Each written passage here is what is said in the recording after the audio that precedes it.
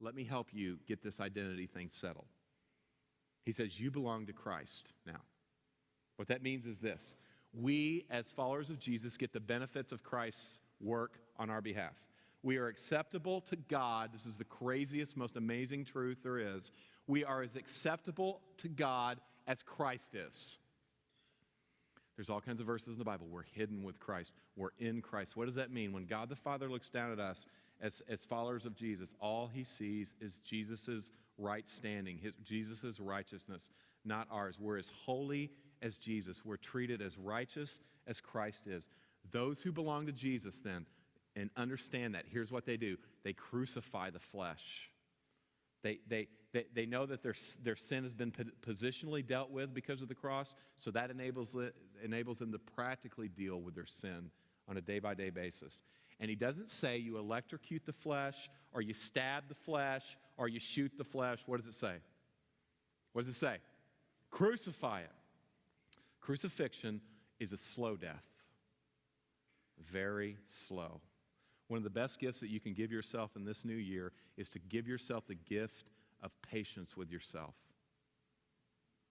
I talked to Dr. John Piper. I did an interview with him a few weeks ago, and I remember the first time I was ever around him in a smaller group, and somebody asked him the question, Piper, when do you doubt God, or what caused you to doubt God? His granddaughter had just been killed.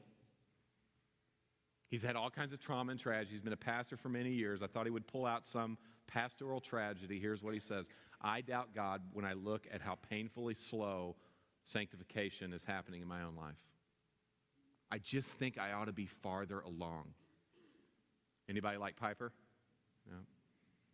One of the best gifts you can give is to realize crucifixion is slow. It's a slow death. It's a certain death, but it's a slow death. Now, this is more than just, I need to make my mind up not to do something wrong or to lose weight or da-da-da-da, or I need to tweak my emotions so that I feel bad when I do wrong and I eat the third piece of cake, or I need to apply my will and just say, no, this is deeper than that. Change does not happen when you just tweak the way you think, when you just work up your emotions, or you simply set your will. You have to kill your flesh, but if you're going to understand your flesh, if you're going to kill your flesh, you got to understand it. Now, let me show you this in verse 16. Verse 16 says, but I say, walk by the Spirit, and you will not gratify. And then what does the text say? The what? The desires of the flesh. Look in verse 18. If you are led by the Spirit, you are not under the, what's it say? These verses are synonymous. They're saying the same thing in different ways. Verse 16, walk by the Spirit, you will not gratify the desires of the flesh. Verse 18, be led by the Spirit, and you are not under the... Okay, so here's what he's doing. Walk by the Spirit, same as being led by the Spirit. Not giving in to the desires of the flesh, same thing as not giving in to the desires of the law.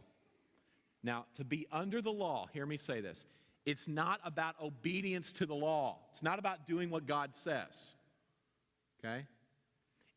The law, as he talks about it in Galatians, is when we take our moral performance and our moral, like our willpower, we're going to do this, when we take that up to God and say, God, because I'm strong, because I'm good, because I do religious activity, accept me. That's the law, as he's talking about it.